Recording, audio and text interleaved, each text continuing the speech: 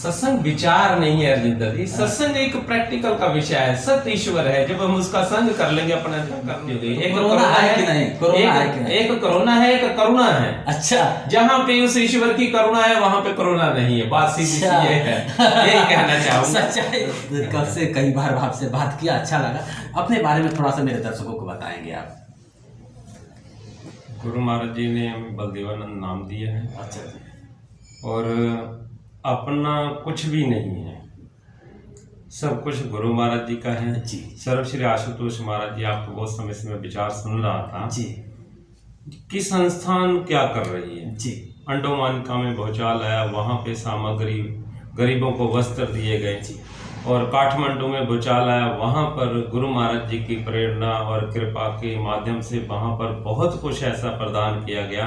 जिस समय एक भुट्टा जिसको हम छल्ली कहते हैं पंजाब में 40 रुपए की बिक रही थी, महाराज ने वहां पर खाना पहुंचाया। अच्छा, ये सर्वश्री आशुतोष महाराज जी का उद्देश्य जो है विश्व में शांति, वो विश्व शांति को जो उनके बढ़ते कदम है उनके साथ साथ उनका सब किसी के ऊपर कृपा करने का एक ढंग अनोखा है जी। वो आम संतों में से संत नहीं है।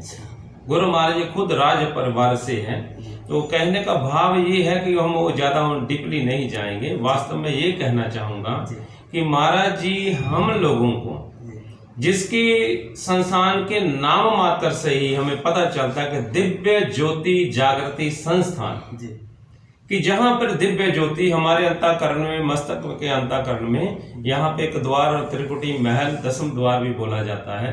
गुरु आशुतोष महाराज जी का यही एक उनका मकसद है मेन कि दिव्य ज्योति, दिव्य एक ज्योति है और हर प्राणियों के भीतर में है, आप में भी है, हम में भी है। जो भक्त लोग जो यहाँ जहाँ पर बैठे देश विदेश में जो अभी इन विचारों को ग्रहण कर रहे हैं उनका अंतःकरण में भी है। तो परिवर्तन की बात थी जो आपने प्रश्न किया, परिवर्तन कैसे आएगा? गुरु महाराज जी का उद्देश्य ये है कि यदि तुम अपने आप को जान लोगे तेरे लिए सारा संसार सही। तो यही उनका है दिव्य ज्योति जागृति, जहां पे उसको जागृत अपने आप को जान लेना, स्वयं को कहा कि स्वयं को जान लेना।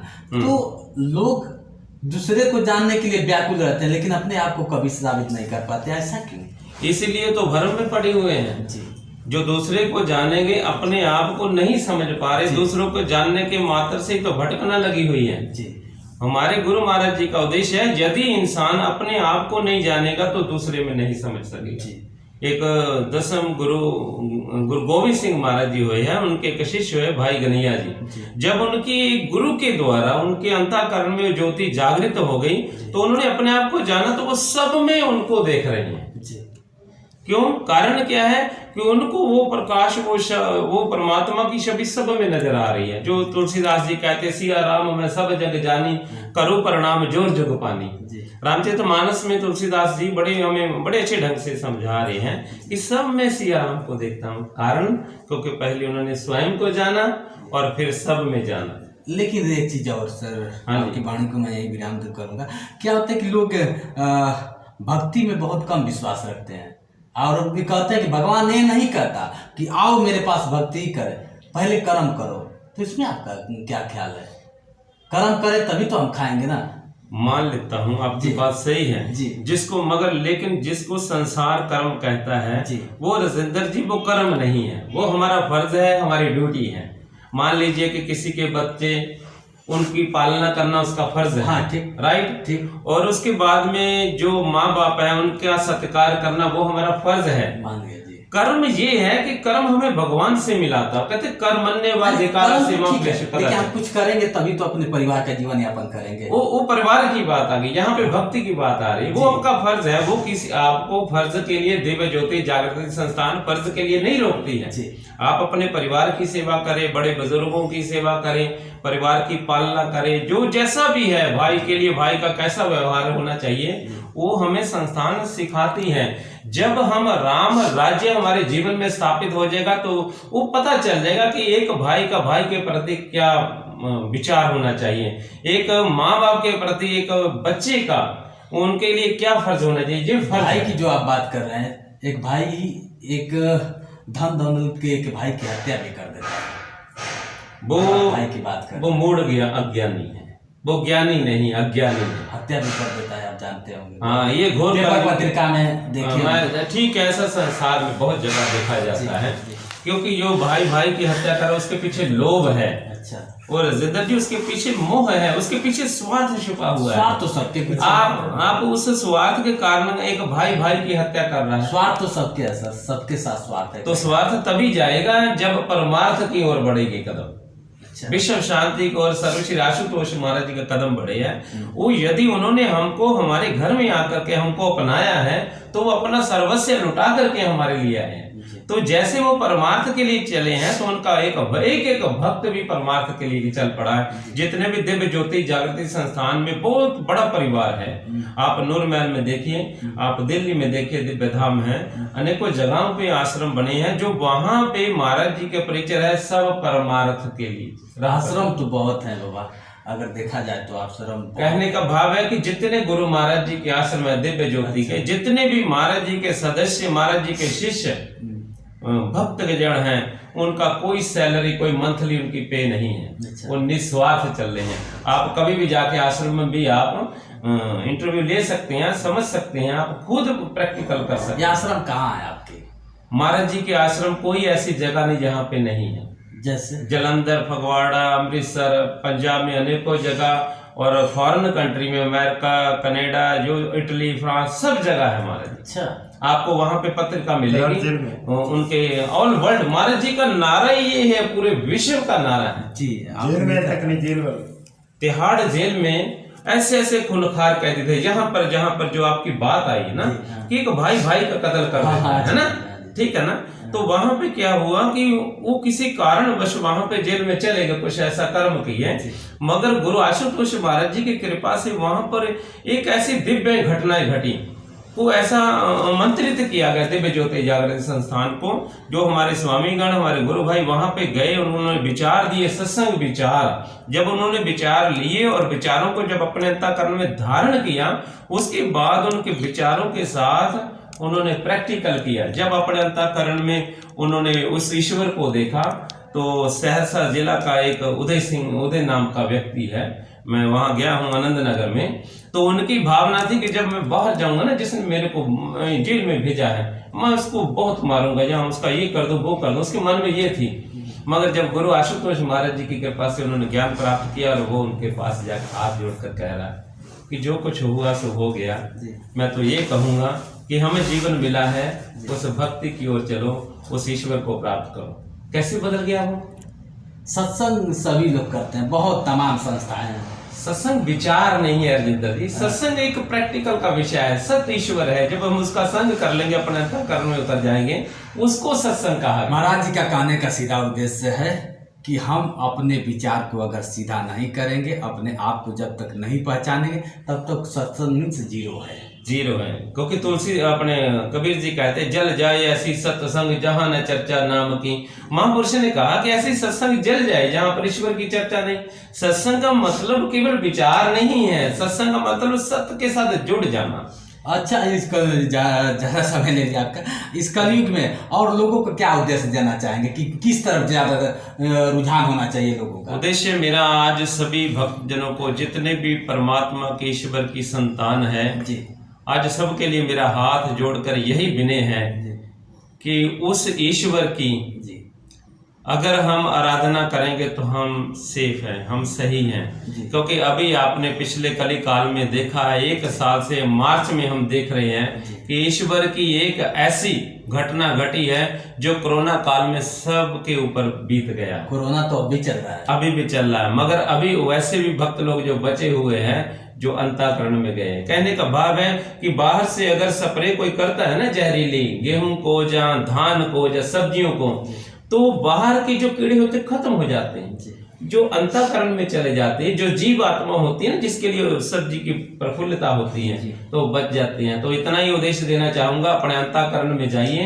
इस कोरोना काल से भी मुक्ति हो गई। एक कोरोना है कि नहीं? कोरोना है कि नहीं? एक कोरोना है, एक करुणा है। अच्छा, जहाँ पे उस ईश्वर की करुणा है, वहां पे कोरोना नहीं है। बात सीधी सी ये है, यही कहना चाहूंगा। सच्चाई देखिए, जहाँ करुणा है वहाँ कोरोना नहीं है। अच्छा, सत्संग आप लगाते हैं तो क्या लगता है, पुलिस आपको मना नहीं करते कि सत्संग ना लगे, कोरोना है?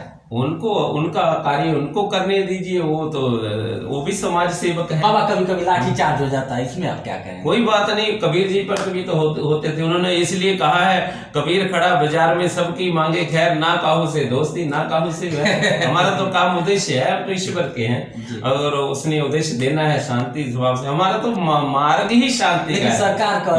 सरकार करे कि जितने सत्संग कर रहे हैं सबको पाबंदियां लगाया जाए, तो उनका काम है, उनको करने दीजिए। आज जो अगर पाबंदी लगा रहे हैं तो गुरु आशुतोष महाराज जी केवल समाधि में ही नहीं है, जन जन तक उनके घरों में जाकर के प्रकट भी हो रहे हैं। वो जिनको उन्होंने उद्देश्य देना है वो पाबंदी जितनी मर्जी लगा ले। आप भी देख रहे हैं कृष्ण भगवान के समय में पाबंदी लगा दी गई कि उनका जन्म ना हो, जेल में बंद कर दिया गया जी। आज तो हम नर्स कह सकते हैं ना, उस समय दाई कहा जाता है माँ को। तो उस समय कहते कि कोई अंदर आए ही ना, जन्म ना हो, मगर क्या वो रुका, उनका जन्म हुआ। और उन्होंने कहा यदा यदा ही धर्मस्य ग्लानिर्भवति भारता अभ्युत अधर्म धर्मस्य तदात्मानं सृजाम्यहं परित्राणाय साधु नाम विनाशाय दुष्कृतां धर्म संस्थापना हेतु संभवामि युगे युगे। कहते मैं धर्म की संस्थापना हेतु आया हूँ और करके रहूंगा, और उनका उद्देश्य था वो हुआ। शांति, आप बहुत अच्छे अच्छे शब्द का उच्चारण कर रहे हैं। शांति कैसे मिलेगी बाबा? जब हम गुरु आशुतोष जितने भी धार्मिक ग्रंथ हैं, धार्मिक ग्रंथों में बताया गया है, भक्ति स्वतंत्र सकल सुख खानी, बिन सत्संग न पावे प्राणी। क्या भक्ति एक स्वतंत्र है, वो हमें आजाद करती है, ना कि हमें बंधनों में बांधती है। वो सुखों की खान है। मान लीजिए जब सुख हमारे अंतःकरण में प्रकट हो गया तो शांति स्वयं ही प्रकट हो जाती है, और वो बिना सत्संग के प्राप्त नहीं हो सकती। जब तक हमारा सत्य के साथ संग नहीं होगा, हम अंतःकरण में नहीं जाएंगे ईश्वर का दीदार। सत्संग क्या जरूरी है कि बहुत भीड़ में हम करें? अकेले सत्संग नहीं कर सकते हैं? अकेले भी हो सकता है, मगर बहुत भीड़ में विचार मिलते हैं। हाँ, अकेले की बात यहाँ पे आ गई। यहाँ जैसे आप मेरी पूरा बात का बुरा ना मानिए, आप राजेंद्र जी आप बड़े अच्छे सवाल किए, मेरे को बड़ा अच्छा लगा। अकेले में यही होता है कि ये अकेले में हमारा ही स्वार्थ होता है ना। अगर भीड़ में होता है, भीड़ का मतलब, संतों का मतलब ये नहीं कि बहुत बड़ी भीड़ इकट्ठी करना, मगर संतों का ये उद्देश्य होता है कि एक के नहीं सबके लिए। अव्वल अल्लाह नूर पाया कुदरत दे सब बंदे, एक नूर ते सब जग उपजा कौन पले कौन बंदे। कहते कि उनका उद्देश्य सबके लिए होता है, क्योंकि सब तो ईश्वर के हैं। वहां पे यहाँ पे जात मजहब धर्म ऐसा कुछ नहीं है। गुरु आशुतोष महाराज जी के चरणों में उन्होंने कहा हरि को भजे सो हरि का हो, जात पात पूछे नहीं कोई जहाँ पे जात पात। लेकिन जातिवाद तो बहुत काफी है भारत में, ये कैसे हटेगा?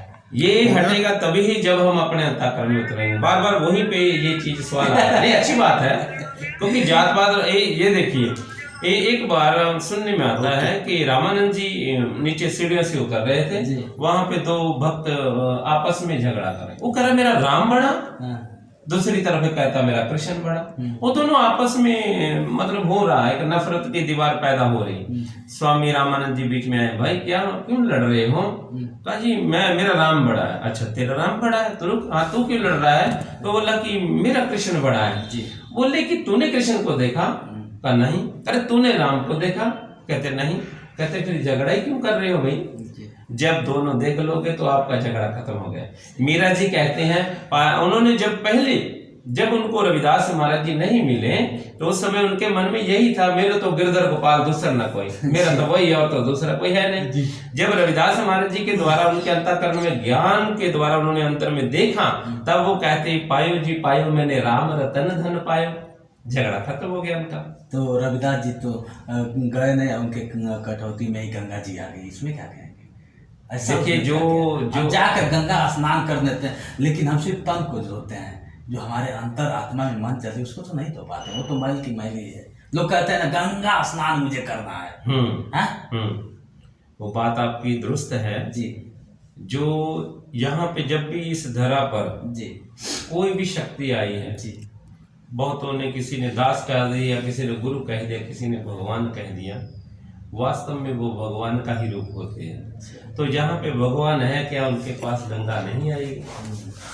गंगा को स्वाभाविक है कि वहां पे आना ही आना है। गंगा कल्याण करने के लिए आती है, संत कल्याण करने के लिए आते हैं, सदगुरु कल्याण करने के लिए आते हैं। इसीलिए उनके साथ साथ उनकी शक्तियां उनके साथ चलती हैं कल्याण करने के लिए। इसीलिए गंगा क्या करना चाहिए, जैसे आपके संस्था से लोग जुड़ना चाहें कि हम संस्था से जुड़ के भगवान को पाना चाहते हैं?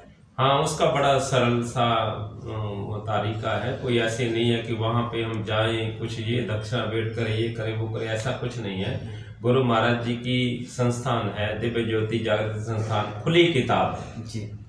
उसमें आप कभी भी कोई भी भक्त कोई भी किसी भी समय जा सकता है। ये खुली किताब है।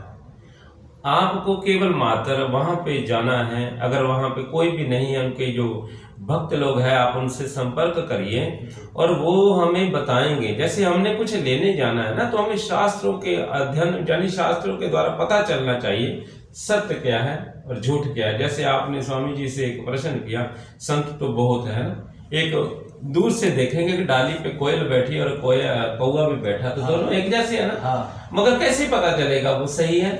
बाहर से वस्त्र से नहीं, है ना। वो कहते हैं, एक भाई गुरदास जी हुए, उन्होंने कहा तो जैसे कोयल कोकला दोनों श्याम रंग, बोल सो बोल शुभ अशुभ भाखिए। कहते उनकी वाणी से पता चलता है। कोयल तो कूकेगी, बड़ी सुंदर आवाज देगी, तो कौवा तो कौ करेगा, है ना।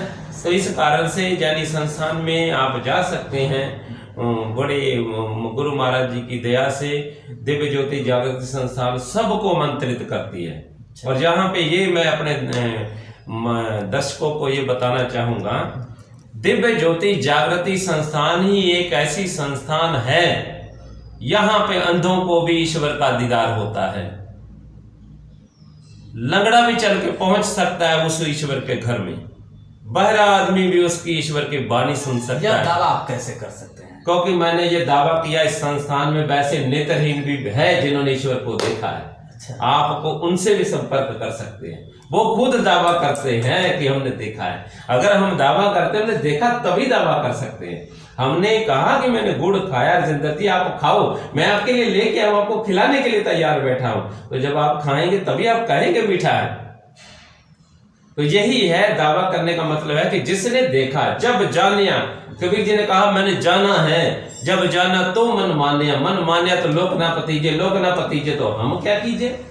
कहते जब जान लिया तो मैंने दावा कर दिया कि मैंने जाना है। भाई आज दावा ही नहीं करता हूं मैं, आपको गुरु आशुतोष महाराज जी की कृपा से, उनकी दया दृष्टि से, उनके आशीर्वाद से ये कहता हूं कि आपको दिखा सकते हैं। गुरु मैं जागृति संस्थान में आप जाइए, आपको ईश्वर का दीदार होगा। बहुत बहुत धन्यवाद, आपने कीमती समय दिया। और मैं चाहूँगा कि आप इस संस्था से जुड़िए। हकीकत कहाँ है, जैसे बाबा जी ने दावा कर दिया है, तो दावा को अगर परख सकते हैं आप, में जुड़ सकते हैं संस्था से जुड़ने के बाद बेखूबी समझ में आएगा। ऐसे तो बहुत सारे लोग हैं, बहुत संस्थाएं हैं, किसको क्या कहा जाए, क्या बात। हाँ बिल्कुल, हम चलिए ठीक है। बहुत अच्छा लगा आपने अपने मेरे YouTube चैनल पे इतना समय दिया, इसके लिए बहुत बहुत धन्यवाद। मैं हूं जितेंद्र दिव्यांग और आप देख रहे हैं मेरे YouTube चैनल जोश एक्सप्रेस। नमस्कार दोस्तों।